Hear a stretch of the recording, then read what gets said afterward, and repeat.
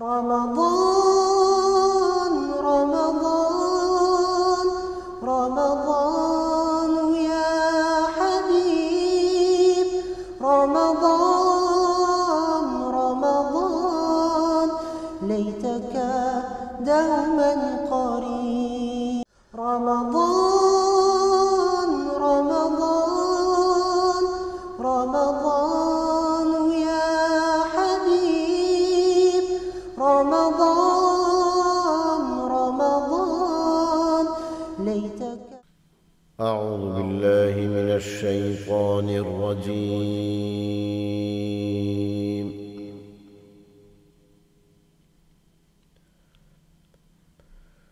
بسم الله الرحمن الرحيم.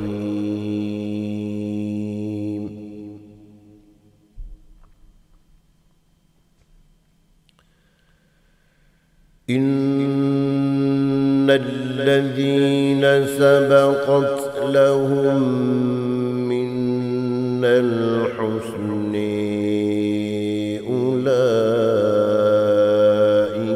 عنها مبعدون.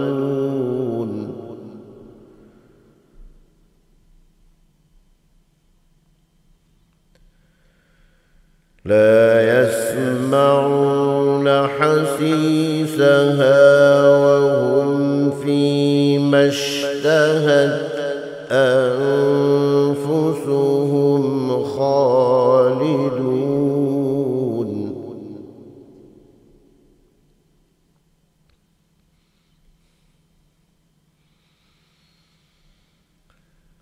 إن الذين سبقت لهم منا الحسنى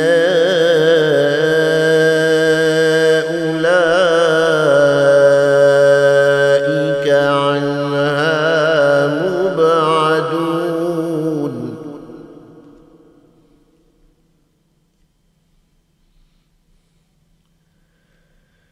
لا يسمعون حسيسها وهم فيما اشتهت أنفسهم خالدون.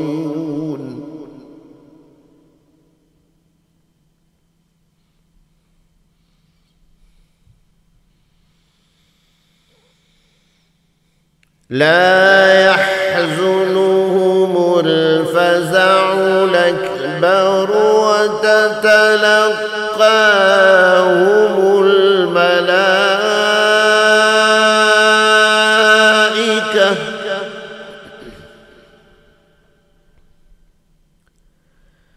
هذا يومكم الذي كنتم توعدون.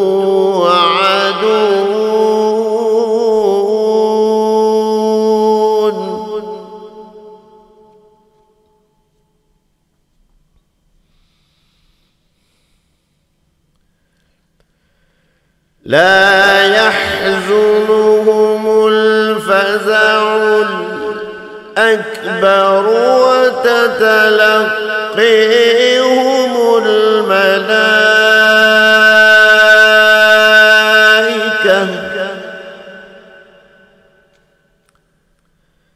هذا يومكم الذي كنتم توعدون.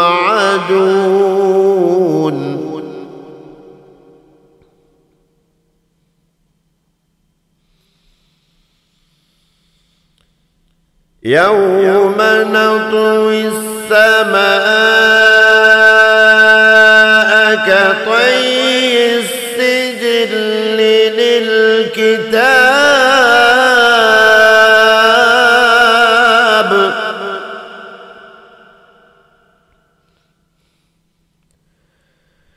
كما بدأنا أول خلق نعيده وعدا علينا إنا كنا فاعلين.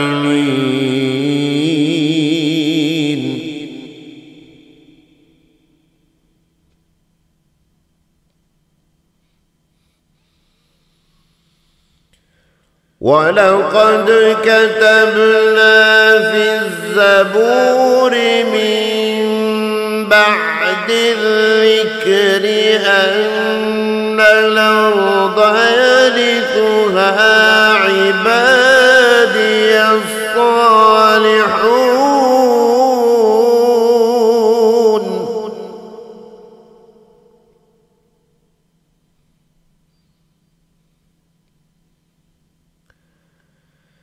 إن في هذا لبلاغا لقوم عابدين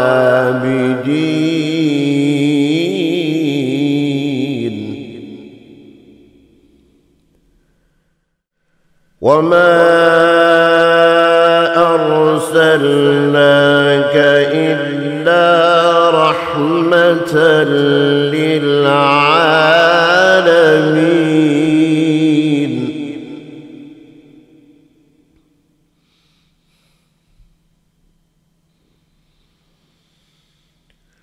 ولقد كتبنا في الزبور من بعد الذكر أن الأرض يرثها عبادي الصالحون إن في هذا لبلاغا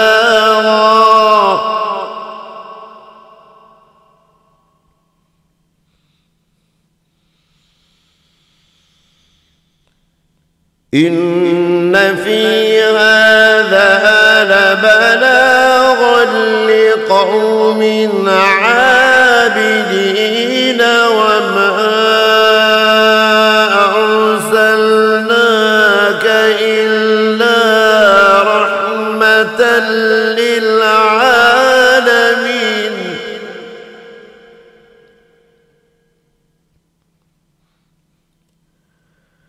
وما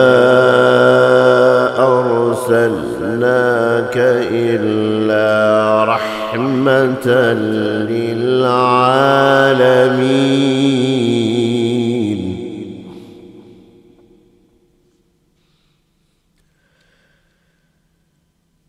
قل إنما يوحى إلي أنما إلهكم إله واحد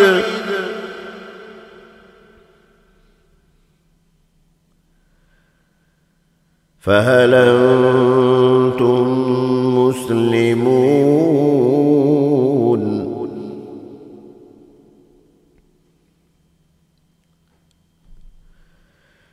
قل إنما يوحي إلي أنما إلهكم إله واحد فهل أنتم مسلمون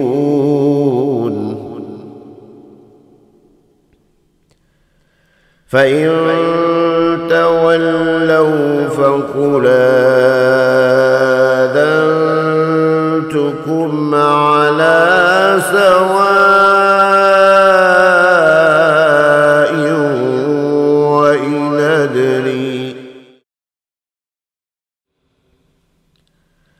وإن أدري أقريب أم بعيد ما توعدون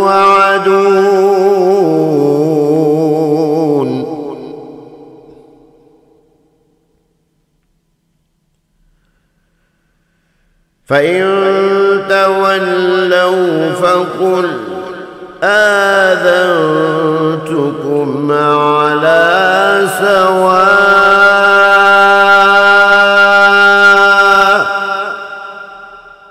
وإن أدري أقريب أم بعيد ما توعدون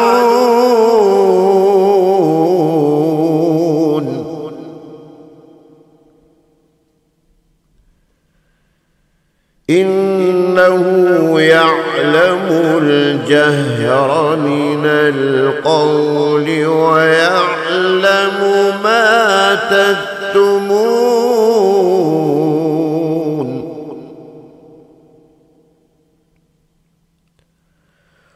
وإن أدري لعله فتنة لكم ومتاع إلى حين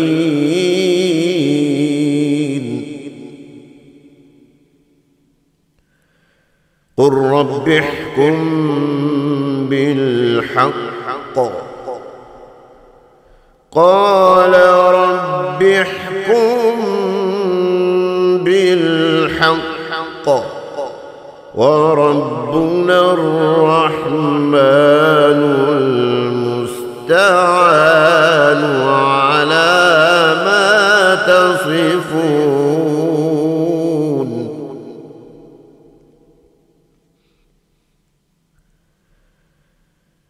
بسم الله الرحمن الرحيم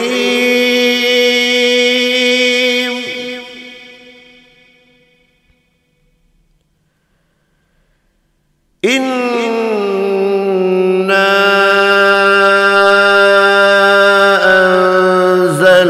أنزلناه في ليلة القدر وما أدراك ما ليلة القدر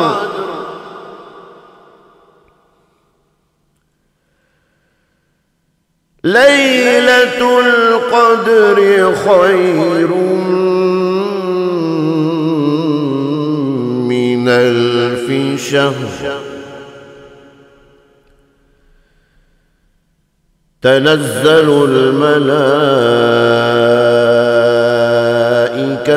والروح فيها بإذن ربهم من كل أمر سلام هي حتى مطلع الفجر صدق الله العظيم.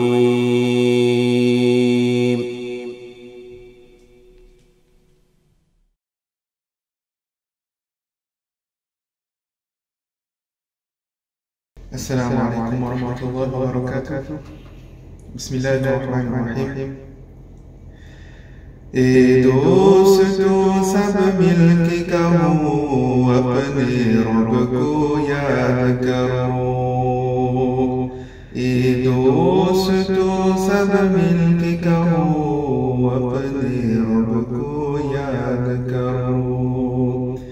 उसने नबी की उम्मत से हमें पैदा किया सुभान अल्लाह अल्लाह अल्लाह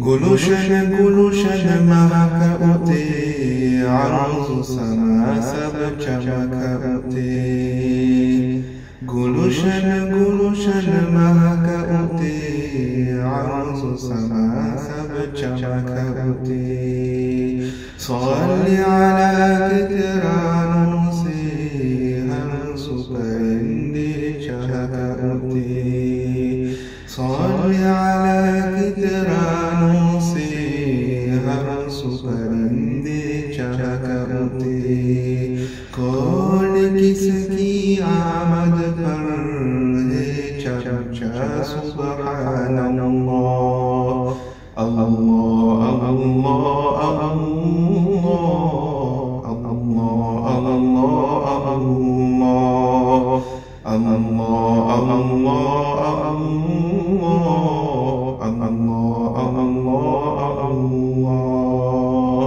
والليل سياهي زلفك شجرا والضحى أسكى والليل سياهي زلفك شجرا والضحى أسكى سارجعك يا راهي آب محبه خدا أسكى سارجعك يا راهي آب محبه خدا أسكى رب البلايا جوزك خدا عبدك سبحان الله الله الله الله الله الله الله الله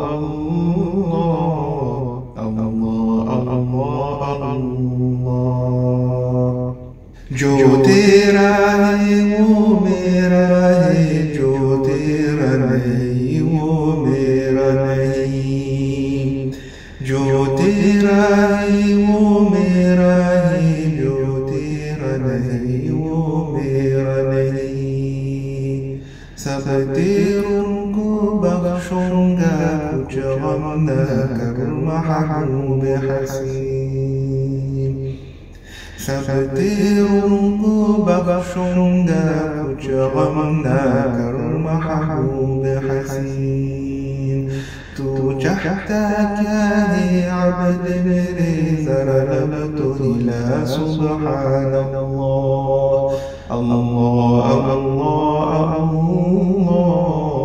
अल्लाह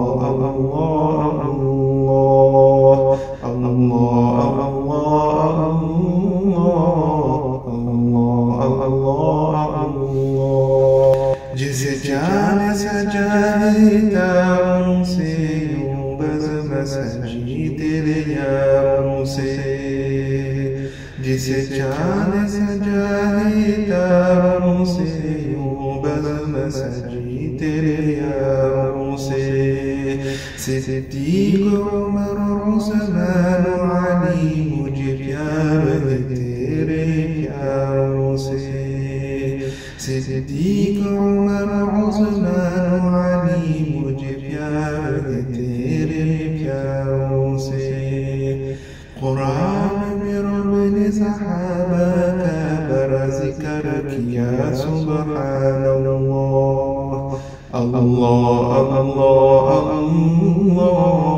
अल्लाह अल्लाह अल्लाह अल्लाह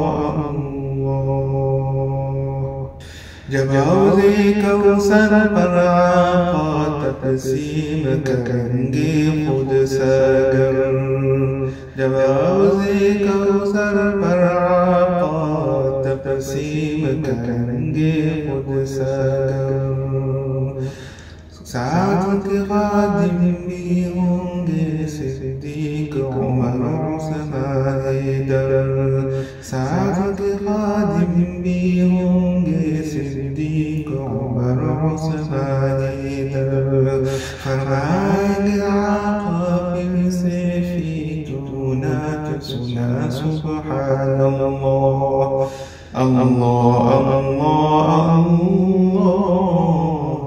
अल्लाह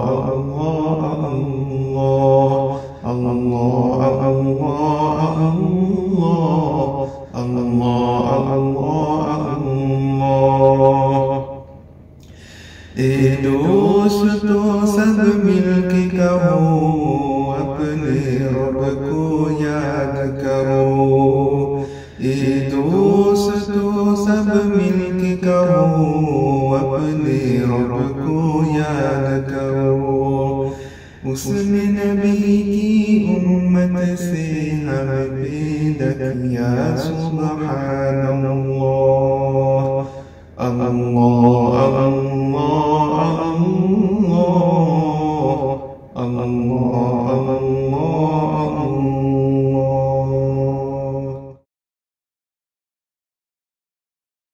بسم الله الرحمن الرحيم الحمد لله رب العالمين والعاقبة للمتقين والصلاة والسلام على رسوله الكريم وعلى آله وأصحابه أجمعين أما بعد فقد قال الله تعالى في القرآن المجيد أعوذ بالله من الشيطان الرجيم بسم الله الرحمن الرحيم وقال ربكم ادعوني أستجب لكم إن الذين يستكبرون عن عبادتي سيدخلون جهنم داخرين صدق الله العظيم وقال رسول الله صلى الله عليه وسلم أفضل العبادة الدعاء أو كما قال عليه الصلاة والسلام.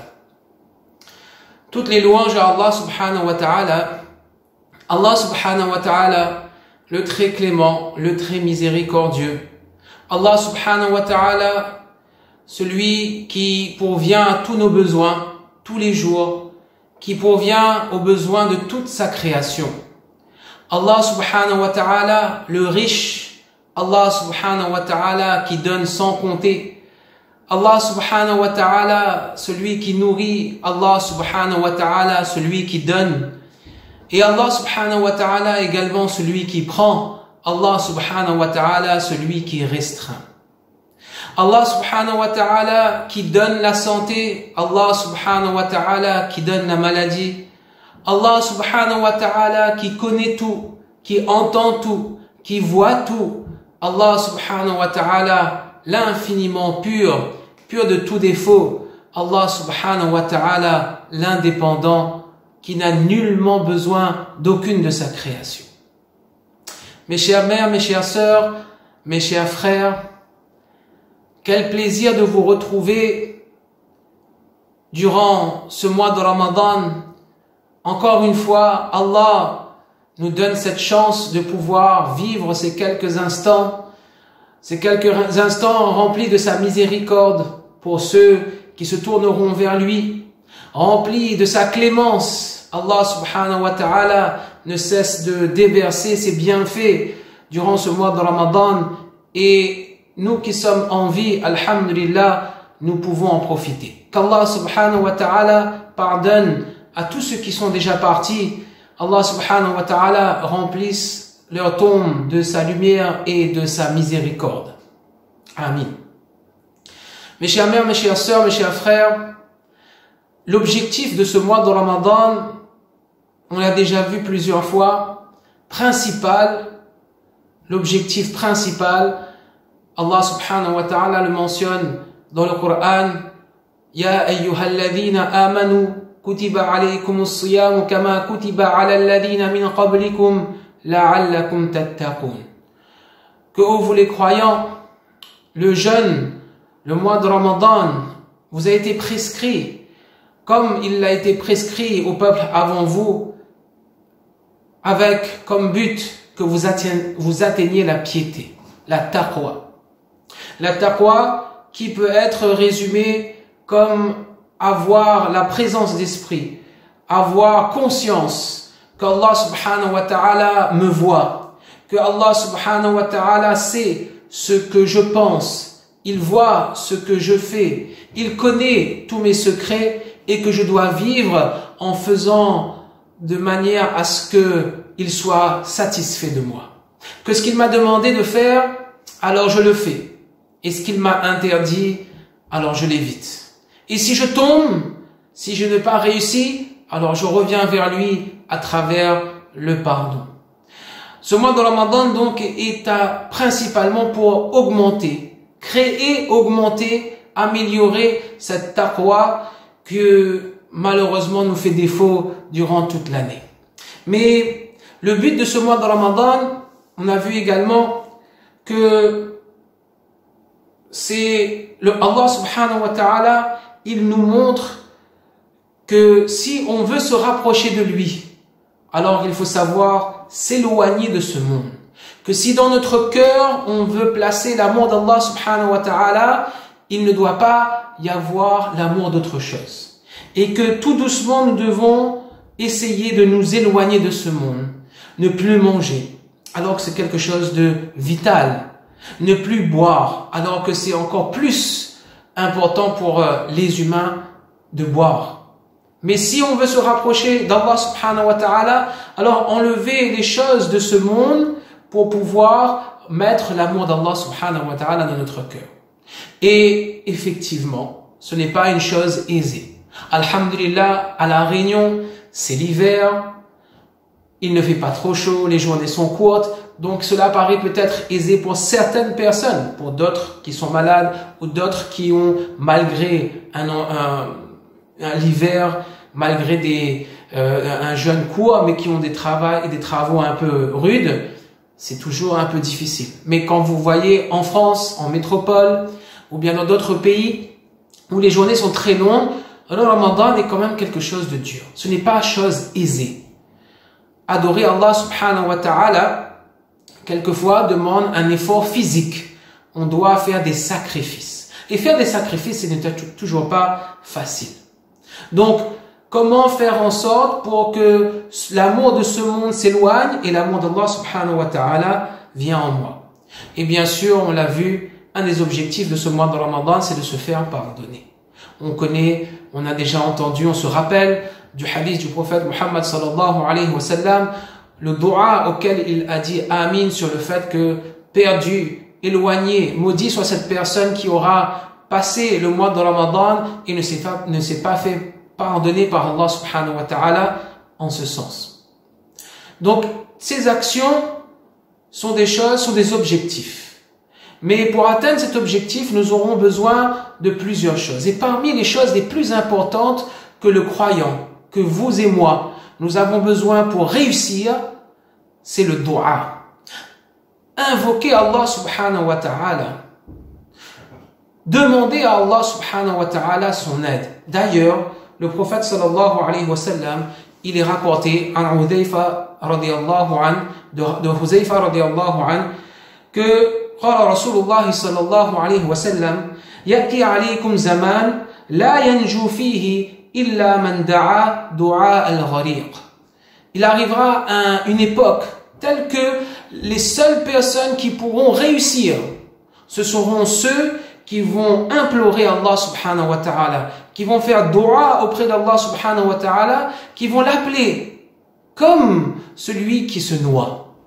Celui qui se noie, c'est celui qui est prêt à tout faire pour qu'on puisse l'aider. Si vous êtes au milieu d'une rivière et que vous êtes en train de vous noyer et que vous voyez quelqu'un sur le bord du rivage, vous allez tout faire. Aide-moi, fais quelque chose, je te donne tout, je fais ce que tu veux pour toi, mais tends-moi une branche, donne-moi ta main, aide-moi, sors-moi de là.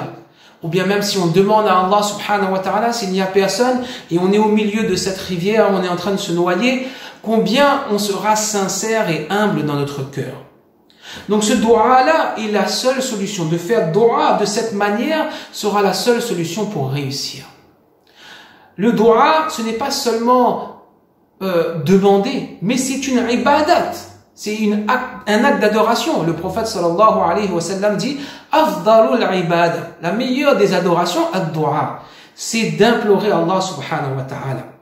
Et Allah subhanahu wa ta'ala, il n'attend que cela. Allah subhanahu wa ta'ala, il a des centaines, des milliers, des milliards, on ne peut pas compter de bienfaits qu'il est prêt à donner à son serviteur. Mais il n'attend qu'une seule chose, qu'on lui demande. Allah subhanahu wa ta'ala, d'ailleurs, le dit dans le Coran, comme on l'a mentionné au début de cette explication, وَقَالَ رَبُّكُمُ ادْعُونِي أَسْتَجِبْ لَكُمْ. Allah subhanahu wa ta'ala, il dit, demandez-moi, je vais vous donner, je vais vous répondre, je vais répondre à cet appel, je vais répondre à vos besoins, mais demandez-moi. Allah subhanahu wa ta'ala, il n'attend que cela. Mes chères mères, mes chères sœurs, mes chers frères, dans le Coran, nous retrouvons les meilleurs des hommes. Allah subhanahu wa ta'ala, il nous enseigne, il nous montre. Regardez, les hommes qu'il aime par-dessus tout, les anbiya, les choisis, les prophètes, les messagers d'Allah subhanahu wa ta'ala, ils ont passé une vie dans l'adoration d'Allah subhanahu wa ta'ala et ils imploraient Allah subhanahu wa ta'ala. Soit quand ils avaient des soucis, soit quand ils avaient des besoins, soit pour demander tout ce qu'ils avaient en tête à Allah subhanahu wa ta'ala. On peut prendre l'exemple de Zakaria alayhi salam. Dans la sourate Maryam, au tout début, quand Zakaria alayhi salam, il s'adresse à Allah إذ نادى ربه نداء خفيا, lorsque il invoqua, Zakaria alayhi salam invoqua son Seigneur d'une invocation secrète. قال ربي إني وهن العظم مني, et il se plaint à Allah subhanahu wa ta'ala. Il décrit sa situation, il dit, oh Allah, mes os sont affaiblis, il est âgé. Et ma tête est enflammée de cheveux blancs. Je suis vieux, je suis âgé maintenant. Mais dans quelle situation je suis? Que je n'ai jamais été malheureux. Jamais je n'étais malheureux en te priant, en te demandant, oh Allah. Qu'est-ce que Zakaria, alayhi salam, il voulait demander à Allah subhanahu wa ta'ala? Il n'avait pas de descendance. Dans la sourate Al-Anbiya, quand Zakaria, alayhi salam, il fait ce dua à Allah subhanahu wa ta'ala, wa Zakaria, idh nada rabbahu, rabbi la tadarni farda, wa anta khayrul warithin. Il dit, il implore Allah subhanahu wa ta'ala, oh Allah, ne me laisse pas seul, oh Allah, donne-moi une descendance, oh Allah, tu es le meilleur des héritiers. On voit les prophètes qui implorent Allah subhanahu wa ta'ala. On peut prendre également le père des prophètes, son surnom, Ibrahim alayhi salam, lorsqu'il s'adresse, combien de doigts dans le Coran, Rabbana, Rabbana, qu'on retrouve dans le Coran, où Ibrahim alayhi salam s'adresse à Allah subhanahu wa ta'ala. Dans la sourate Ibrahim, alors on voit, wa idh qala Ibrahim, Rabbi ja'al hada baladan amina. Ibrahim alayhi salam, il demande à Allah subhanahu wa ta'ala, ô mon Seigneur, fais de cette cité un lieu sûr. Et plus loin, on retrouve le doigt de Ibrahim alayhi salam qu'on connaît très bien. Quand il dit, Rabbi ja'alni muqima as-salah wa min dhurriyyati, qu'il dit, oh Allah, fais-moi régulier dans la salah, ainsi que ma famille, ma descendance. Rabbana wa taqabbal du'a. Doua de Ibrahim alayhi salam, l'ami intime d'Allah, il demande à Allah d'accepter ces doigts. Subhanallah. Combien d'actions que les prophètes ont fait, combien ils sont aimés par Allah subhanahu wa ta'ala, mais malgré cela, ils implorent Allah, ils demandent l'acceptation de leur action. Et ensuite, Ibrahim alayhi salam, qui continue dans ce doigt que nous connaissons également, Rabbana ighfir lana, excusez-moi, Rabbana ighfirli wa liwalidayya wa lilmu'minina yawma yaqumul hisab. Oh notre Seigneur, pardonne-moi. Anbiya alayhi salam, subhanallah, pardonne-moi. Pardonne mes parents, pardonne tous les croyants le jour de la reddition des comptes, le jour où on rendra compte. Le Coran est rempli de doigts que les meilleurs hommes de la planète ont fait. Les Anbiya alayhi salam. Nous, qui sommes-nous? Qui sommes-nous pour se passer de ce moyen extraordinaire? De ce moyen extraordinaire qui est d'implorer Allah subhanahu wa ta'ala pour que Allah subhanahu wa ta'ala puisse répondre à nos besoins. Mes chères mères, mes chères sœurs, c'est quelque chose de très important et nous devons profiter des moments et des instants particuliers que ce mois de Ramadan nous offre. Faire dua n'a pas de conditions particulières dans le sens où il faut avoir wudu, il faut être habillé de telle manière, il faut parler en arabe ou bien il faut parler en français. On peut faire dua dans toutes les conditions, dans tous les moments, de n'importe quelle manière. Mais si nous souhaitons, si nous interpellons Allah, nous souhaitons qu'il accepte nos duas, alors il est bien de mettre toutes les chances de nos côtés et de voir qu'est-ce qui est bien pour que je sois sûr que Allah subhanahu wa ta'ala accepte mes duas. Il y a deux choses qui sont importantes. Deux choses qui sont, on va dire, presque obligatoires pour avoir l'espoir que Allah subhanahu wa ta'ala accepte nos duas. La première chose, c'est l'humilité. On ne peut pas venir devant Allah et dire Allah, moi je fais ça, moi je fais ça, moi je fais ça, alors donne-moi ça. Non. Montrer à Allah subhanahu wa ta'ala que nous ne sommes rien, que nous avons besoin de lui. Vous vous rappelez le hadith On a dit que le dua qui va nous sauver, c'est le dua du noyé. Quand on est au milieu de la rivière, ça sert à rien de lui dire « je vais te donner ce que j'ai ». Je n'ai rien. Là, j'ai besoin d'aide. Donc, je m'humilie. Aide-moi, Allah. J'ai besoin de toi. Je ne suis rien. Je suis perdu, oh Allah. Donc, cette humilité est une condition pour que Allah subhanahu wa ta'ala accepte les doigts. Deuxième chose qui est importante également, c'est la présence d'esprit. Être conscient de ce qu'on demande à Allah subhanahu wa ta'ala. Si je lis un dua, mais je ne sais pas ce que je demande à Allah, ce n'est pas comme les adhkar. Les adhkar, les dhikar, le rappel d'Allah quand on lit subhanallah, subhanallah, subhanallah, pour recevoir la récompense d'Allah, même si on ne sait pas ce qu'on est en train de dire, on fait subhanallah, subhanallah, Allah accepte ces adhkar, il nous récompensera. Là, on doit être conscient. Qu'est-ce que je suis en train de demander à Allah subhanahu wa ta'ala? Si je lis un dua, comme cela, je ne sais pas. Ou bien, je fais dua, je dis amin, amin, mais je ne sais pas ce que la personne a demandé. Ou bien, mon esprit n'est pas là. On est en train de faire dua, mais je suis dans les samoussas. Ou bien, dans mon verre de lait de rose. Je suis ailleurs, qu'est-ce que je vais faire tout à l'heure? J'ai tel souci, j'ai tel problème, je ne suis pas présent. Je dis amin, amin, mais je ne suis pas là. Il faut absolument que nous soyons conscients, notre esprit soit présent pour que Allah subhanahu wa ta'ala, il accepte nos droits. Donc deux choses. L'humilité et la présence de l'esprit, la conscience, pour que Allah subhanahu wa ta'ala puisse accepter mes droits. Ensuite, il y a d'autres choses que nous pouvons rajouter également. Allah subhanahu wa ta'ala, il aime ceux qui sont purs. Donc être en état de pureté est un moyen pour pouvoir justement espérer que mes droits soient acceptés. Ce n'est pas une condition, mais c'est un moyen. Donc si on a la possibilité d'être en état de pureté, wudu, de faire les ablutions. Allah subhanahu wa ta'ala, il aime par-dessus tout la salat. Être dans une position de la salat, comme on est assis dans le qaïda, toutes les positions qu'il y a dans la salat, c'est les positions qu'Allah il aime. Donc si je peux m'asseoir en qaïda, comme à genoux, comme dans la salat, je le fais. C'est un moyen de pouvoir espérer l'acceptation. Ce n'est pas une condition, encore une fois. Si on ne peut pas s'asseoir par terre, on s'assoit sur une chaise. Les conditions, on avait dit, c'était l'humilité et être présent. Notre esprit doit être présent. Mais c'est un moyen. Essayez d'être humble. L'humble, pourquoi est-ce qu'on s'assoit par terre? Parce qu'on est proche. Quand on est proche du sol, on s'humilie. Donc c'est pour ça, si on peut s'asseoir par terre, on s'assoit par terre en position de qaïda, en position de qaïda. Puis, on lève ses mains. Lever ses mains, le prophète sallallahu alayhi wa sallam l'a fait à maintes reprises dans sa vie pour faire les doigts, pour implorer Allah subhanahu wa ta'ala.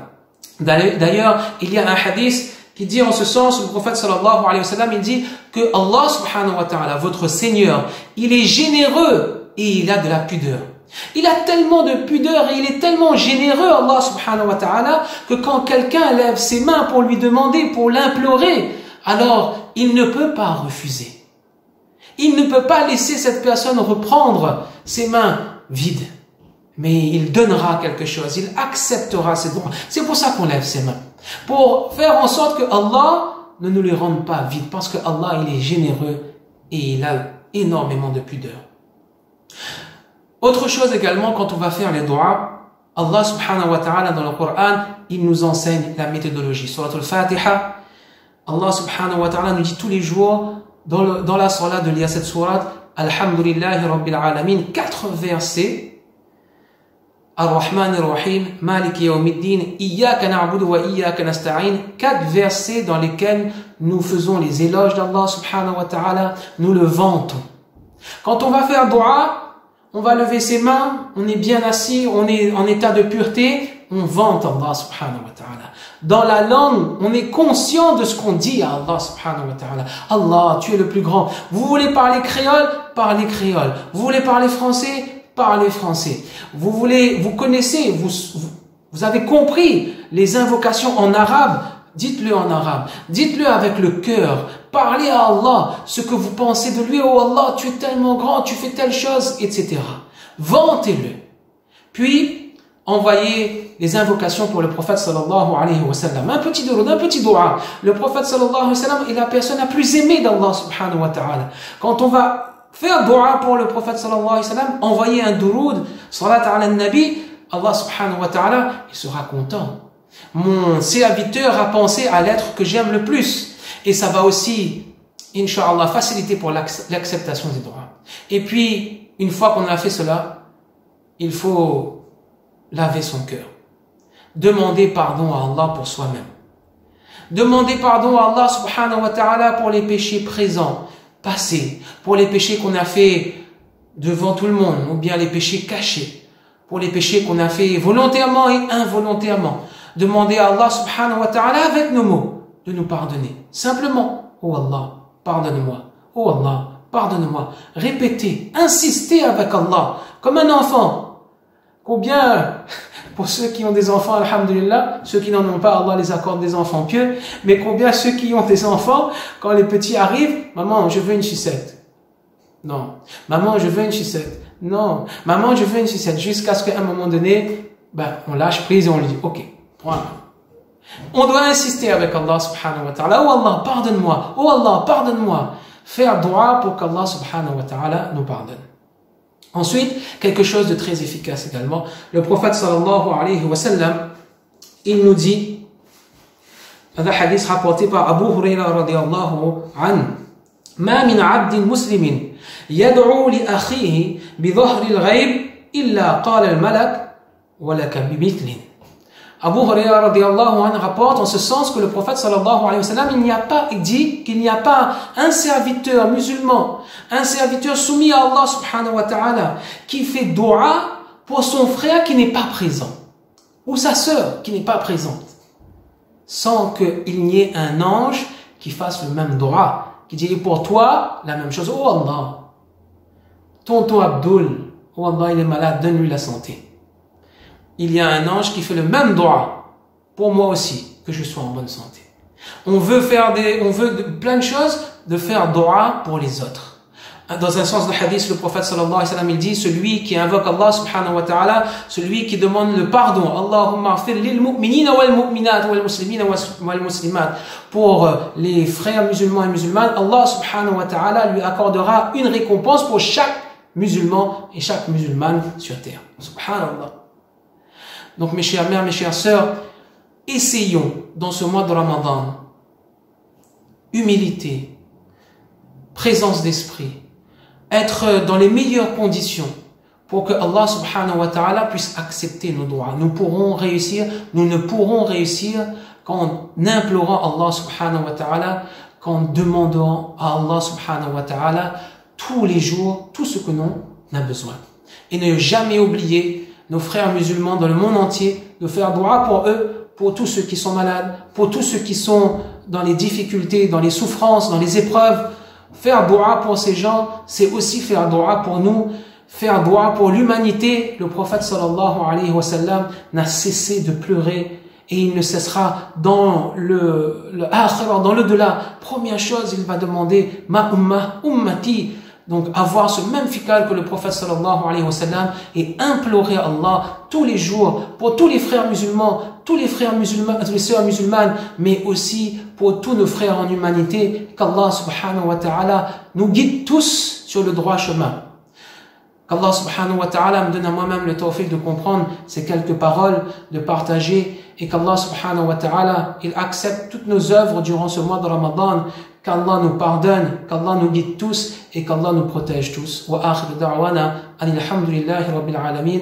Subhanallahi wa bihamdihi, subhanakallahumma wa bihamdika, ashhadu an la ilaha illa anta astaghfiruka wa atubu ilayk. Subhana rabbika rabbil izzati amma yasifun, wa salamun ala al-mursalin, walhamdulillahi rabbil alamin.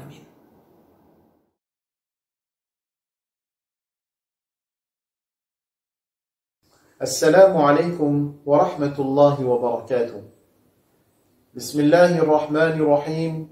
بسم الله والصلاة والسلام على رسول الله. سبحانك لا علم لنا إلا ما علمتنا إنك أنت العليم الحكيم. رب اشرح لي صدري ويسر لي أمري واحلل عقدة من لساني يفقه قولي. رب اشرح لي صدري ويسر لي أمري واحلل عقدة من لساني يفقه قولي رب اشرح لي صدري ويسر لي أمري واحلل عقدة من لساني يفقه قولي رب زدني علما يا كريم رب زدني علما يا كريم رب زدني علما يا كريم اللهم ألهمني رشدي وأعذني من شر نفسي. Chères mères, chères sœurs, chers frères, toutes les louanges, les gloires et remerciements reviennent à Allah subhanahu wa ta'ala, le tout clément, Allah le très miséricordieux, Allah si bon, Allah le premier, Allah le dernier. Quand rien n'existait sur cette terre, quand l'univers n'était pas, Allah subhanahu wa ta'ala était là. Allah tabarak wa ta'ala qui règne sans partage depuis toujours sur l'ensemble de l'univers. Allah tabarak wa ta'ala qui connaît avec exactitude le nombre d'étoiles qu'il y a dans l'ensemble du cosmos. Allah subhanahu wa ta'ala dont le savoir est tellement immense qu'il connaît combien de gouttes d'eau il y a dans l'océan. Allah subhanahu wa ta'ala qui connaît combien de gouttes de pluie est tombées sur terre depuis que ce monde existe. Quelle goutte a été profitable, quelle goutte a été nuisible, cela aussi Allah subhanahu wa ta'ala le sait. Allah tabarak wa ta'ala qui a créé l'infiniment petit et l'immensément grand. Allah subhanahu wa ta'ala qui pourvoit aux besoins de chaque créature. La fourmi n'est pas oubliée par Allah. Chaque jour, Allah subhanahu wa ta'ala pourvoit à ses besoins. Chaque jour, Allah tabarak wa ta'ala pourvoit aux besoins de la baleine, des éléphants et de tous ces êtres humains sur terre. Allah est immense, Allah est grand, Allah est notre roi, Allah subhanahu wa ta'ala est la majesté.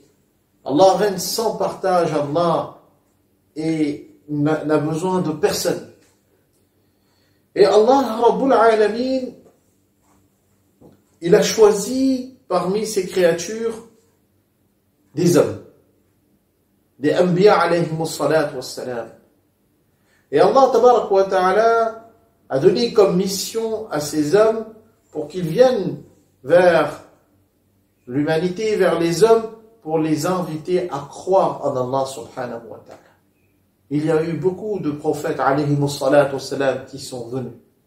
Nuh alayhi salatu wassalam, Daoud alayhi salatu wassalam, Sulaiman alayhi salatu wassalam, Ibrahim alayhi salatu wassalam, Aïssa alayhi salatu wassalam.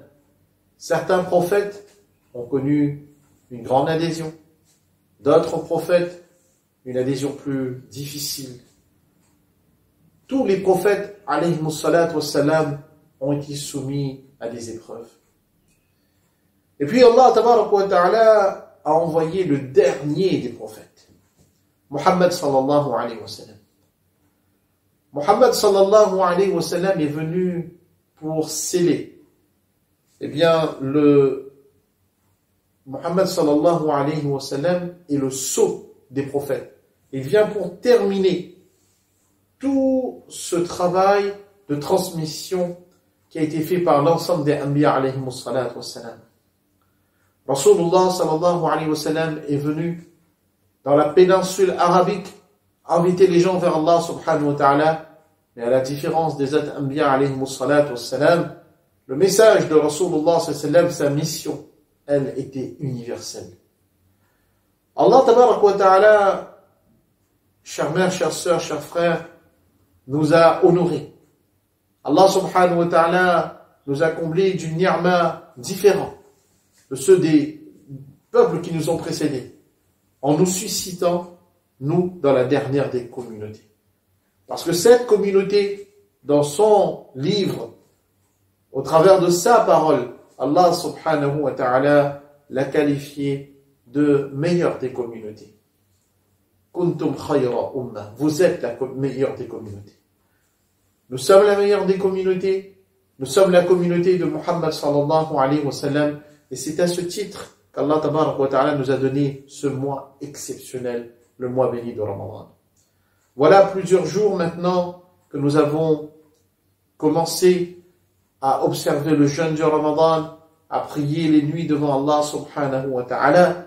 Allah tabarak wa ta'ala, il agrée. Allah subhanahu wa ta'ala, il exauce les ibadat de chacun d'entre nous.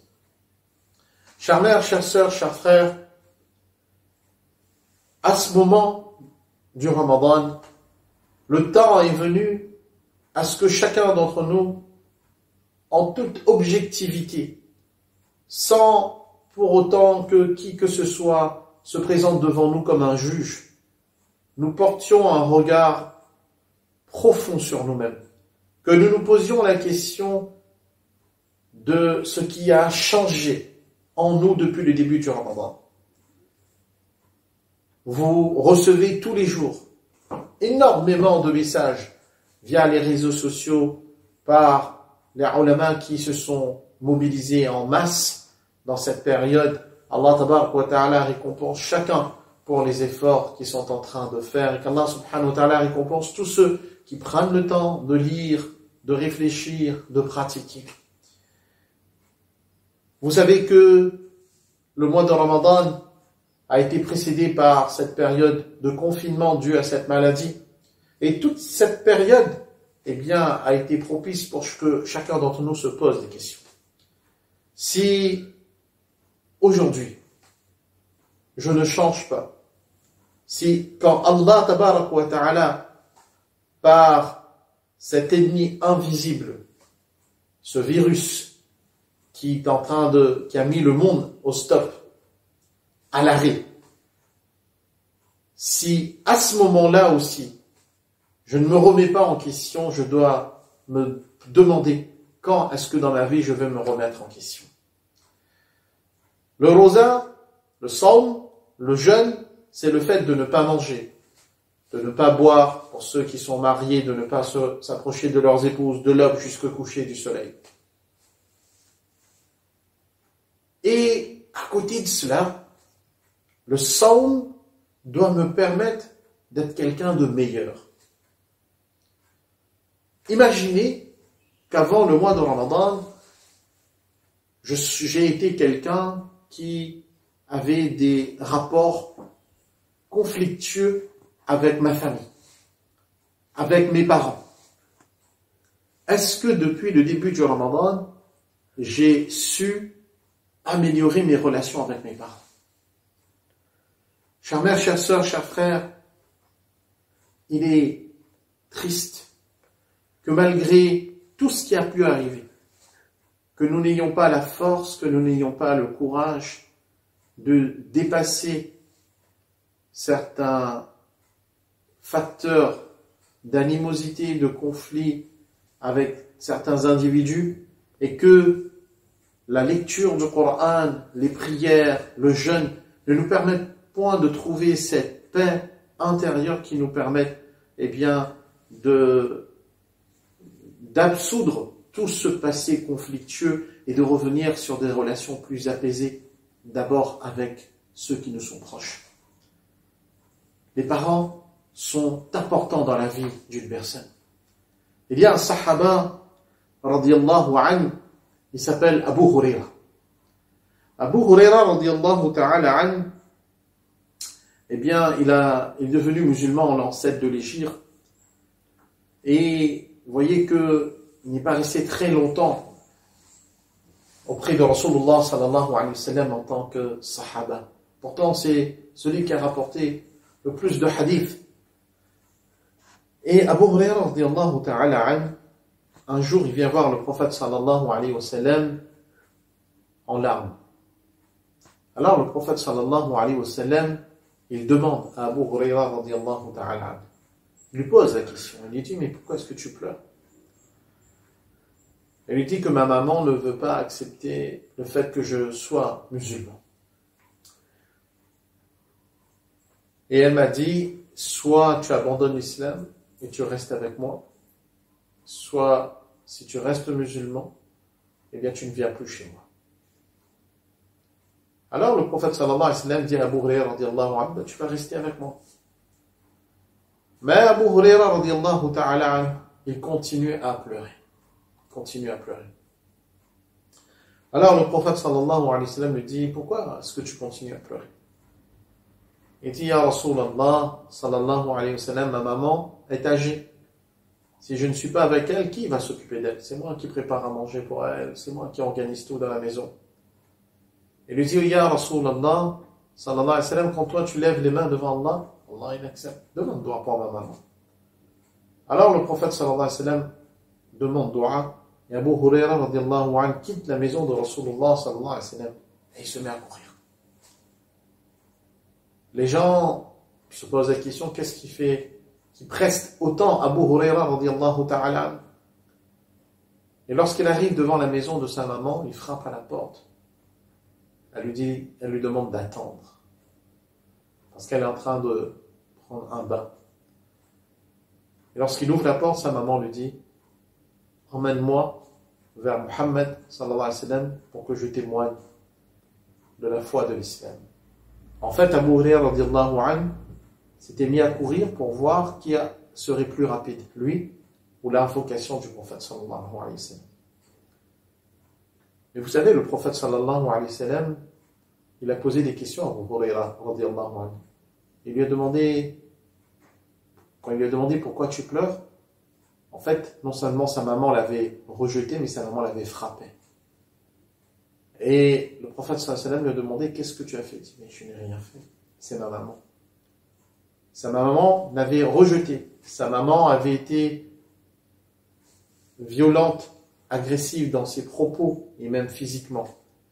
Mais à aucun moment, Abu Hurayra radiyallahu anhu n'avait mal agi avec sa mère. Nous connaissons tous l'histoire de Uwais Qarni, cet homme qui a vécu à l'époque du prophète sallallahu alayhi wa sallam et qui n'a pas rencontré Rasulullah sallallahu alayhi wa sallam parce qu'il devait faire la khidma de sa mère. Et le prophète sallallahu alayhi wa sallam avait dit à Umar ibn al-Khattab radiyallahu anhu, si tu le rencontres, demande-lui de prier pour toi. Dans la période du Hajj, Omar radiyallahu anhu et Ali radiyallahu anhu ont réussi à le rencontrer. Ils lui ont demandé tous les deux de prier pour eux. En fait, au travers de cela, le prophète sallallahu alayhi wa sallam est en train de donner une leçon à l'ensemble de la Ummah, que deux des plus grands hommes de l'islam, deux des califes bien guidés, deux des personnes pour qui Allah a promis le paradis sur terre, Omar radiyallahu anhu, à propos duquel le prophète sallallahu alayhi wa sallam dit, s'il devait avoir un prophète après moi, ce serait Omar. Ali radiyallahu anhu, qui sera son voisin dans le paradis. Ils ont besoin du dua de Uwais Qarni. Le prophète sallallahu alayhi wa sallam nous montre là l'importance de ceux qui font khidma de leur part. Chères mères, chères sœurs, chers frères, si nous avons été négligents avec nos parents, il faut se rapprocher d'eux. Jamais un mot plus haut ne doit être dit devant les parents. Jamais l'expression d'un sourcil qui montrerait qu'on soit en colère avec nos parents doit prendre forme. Jamais nous ne devons avoir le visage renfrogné devant nos parents. Le musulman est celui qui mérite et qui obtient le paradis en trouvant le contentement de ses parents. En trouvant le contentement de ses parents. Deuxième chose sur laquelle je voudrais vous adresser un message aujourd'hui, c'est qu'après ces quelques jours de jeûne, ce cœur-là doit me permettre d'être quelqu'un en paix dans ma maison. Je le dis parce qu'il faut le dire. Il y a encore des hommes qui frappent leurs femmes. Ouais. Il y a encore des hommes qui frappent leurs femmes. C'est grave. Un être humain ne lève jamais la main sur un autre être humain. L'être humain ne devrait même pas, n'a pas le droit d'agir mal avec un animal. L'islam nous a enseigné comment être bon avec les animaux. Le prophète sallallahu alayhi wa sallam nous a enseigné qu'une femme parmi les enfants d'Israël, une femme qui avait été prostituée, a obtenu le paradis parce qu'elle a donné de l'eau à un chien. Comment est-ce que moi, je peux frapper ma femme? Il y a des hommes qui lèvent la main sur leur femme parce que la nourriture n'a pas été bien préparée. Chère mère, chère sœur, chers frères, alors peut-être qu'on va me le dire une nouvelle fois que je me fais l'avocat des femmes. Je me fais l'avocat de votre conscience. Je me fais l'avocat de votre conscience. Je m'adresse à votre conscience. Si Allah subhanahu wa ta'ala, il vous a donné une fille, et que demain votre fille est mariée avec un homme, et que cet homme lève la main sur votre fille, est-ce que vous allez l'accepter? Est-ce que vous allez l'accepter? Je ne mange pas du matin jusqu'au soir.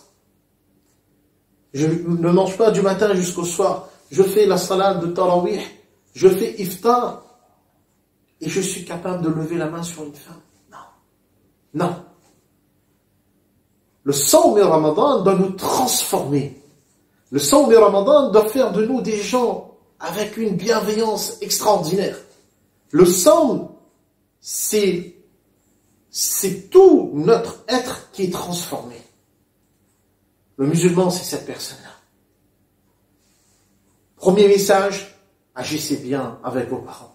Agissons bien avec nos parents. Deuxième message, ne jamais lever la main sur une femme, sur notre épouse. Ne pas lever la main sur nos enfants. Et de rétablir l'amour. Le prophète sallallahu alayhi wa sallam, il a éduqué ses enfants dans l'amour. Ses enfants aimaient le prophète sallallahu alayhi wa sallam naturellement. C'est l'heure du iftar. Fatima radiallahu anha, dans sa maison, il n'y a pas grand chose à manger. Elle se lève, le adhan va donner, ça va être l'heure de iftar. Fatima radiallahu anha va chercher 4 pains. Un pain, elle donne devant son époux, Ali radiallahu anhu. Un pain pour Hassan et un pain pour Hussein radiallahu. Et puis, il y a un pain devant elle. Elle commence à manger et elle mange seulement la moitié d'un pain. La moitié d'un pain. Alors, et puis elle enveloppe l'autre moitié et elle se met d'eau. Ali radiallahu anhu lui dit, tu n'as pas faim? Seulement une moitié de pain tu manges? Chère mère, chère soeur, chers frères, imaginez un instant, à l'heure de iftar, comment est notre table chez nous. Je parle de la fille de Muhammad sallallahu alayhi wa sallam. Je parle de la reine des femmes dans le paradis.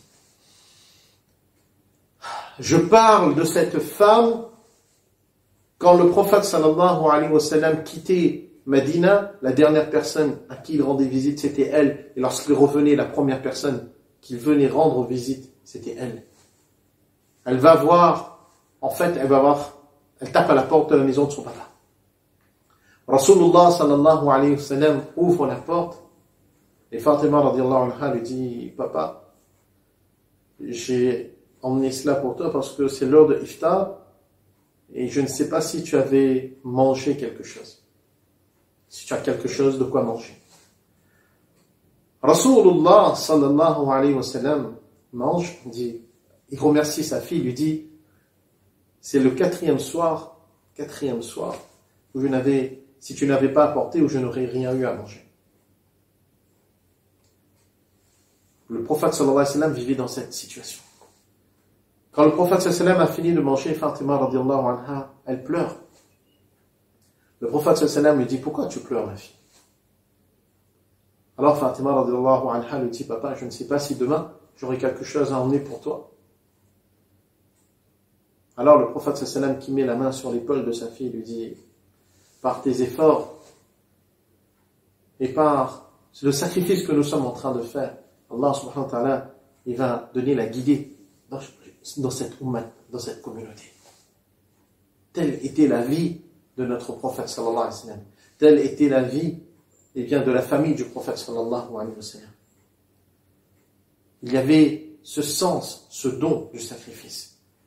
Mais Fatima, sa fille, voyez l'amour qu'elle avait pour son papa. Dans nos maisons, il faut donner de l'amour. Il faut donner de l'amour. Dernière chose sur laquelle je voudrais insister, s'il y a des frères et des sœurs qui ne se parlent plus, s'il y a des beaux-frères qui ne se parlent pas, des belles-sœurs, réconciliez-vous. N'attendez pas le jour de Eid pour passer un coup de fil ou pour envoyer un message WhatsApp. C'est maintenant. Notre rosa doit nous transformer. Augmentons les œuvres de bien. Mufti Rehan, dans son discours, a parlé de l'importance des doigts. Sachons profiter au maximum de ces moments. Après namaz, faraz, avant iftar. Vous savez que dans Ramadan, il y a un doigt qui est accepté, etc. Il y a des moments où les invocations sont acceptées. Eh bien, profitons. Ya Hannan, Ya Mannan, Ya Badi'a as-samawati wal-ard, Ya Dhal Jalali wal-Ikram. Quand on invoque Allah par ces formules, Allah, il exauce. La ilaha illa anta subhanaka inni kuntu minaz zalimin. Il faut pleurer. Il faut pleurer devant Allah subhanahu wa ta'ala pour que notre cœur soit pur et que nous obtenions l'agrément d'Allah. N'oubliez jamais une chose. N'oubliez jamais une chose. Personne ne sait qui a été agréé par Allah. Ce n'est pas parce que quelqu'un est connu que Allah subhanahu wa ta'ala est satisfait de lui. Ce n'est pas parce que quelqu'un n'est pas connu qu'Allah n'est pas satisfait de lui. Ce n'est pas parce que quelqu'un est riche qu'Allah est plus satisfait de lui. Et ce n'est pas parce que quelqu'un est pauvre qu'Allah n'est pas satisfait de lui. Allah connaît seul ce qu'il y a dans nos cœurs. Et il faut travailler à la purification de nos cœurs. Et la purification de nos cœurs ne peut être, que si nous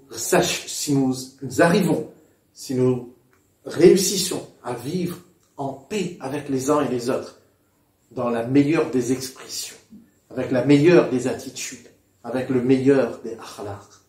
Qu'Allah subhanahu wa ta'ala nous donne le tawfiq de comprendre, de mettre en pratique et de propager. Je terminerai par un petit dua. Allahumma salli ala sayyidina Muhammad wa ala ali sayyidina wa maulana Muhammadin wa barik wa salim. Ya awwal al-awwalin, ya akhir al-akhirin, ya dhal quwwati al-matin, ya rahim al-masakin, ya arham al-rahimin. Wallah, toi qui es clément, miséricordieux, omniscient, omnipotent, Seigneur des cieux, Seigneur des terres, toi le premier, toi le dernier. Pardonne-nous nos guna, kabira, saghira, volontaire, involontaire, conscient, inconscient, péché commis dans l'obscurité de la nuit ou dans la lumière du jour.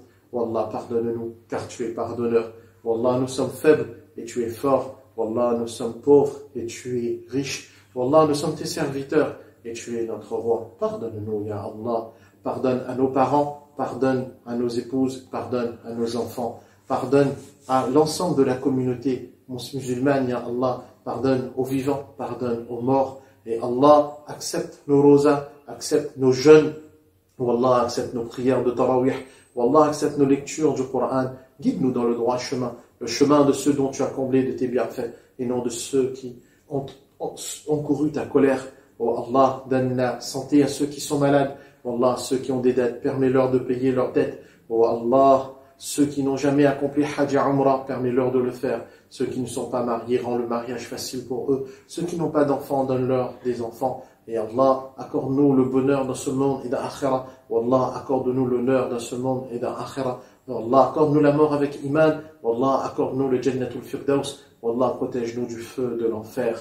Oh Allah, donne-nous la vie jusqu'au prochain Ramadan, ya Allah, et que nous puissions vivre dans ton obéissance. Allahumma inna nas'aluka min khayri ma sa'alaka minhu nabiyyuka wa habibuka Muhammad sallallahu alayhi wa sallam, wa na'udhu bika min sharri ma sta'ada minhu nabiyyuka wa habibuka Muhammad sallallahu alayhi wa sallam, wa anta al-musta'an wa alayka al-balagh wa la hawla wa la quwwata illa billah bi rahmatika ya arhamar rahimin.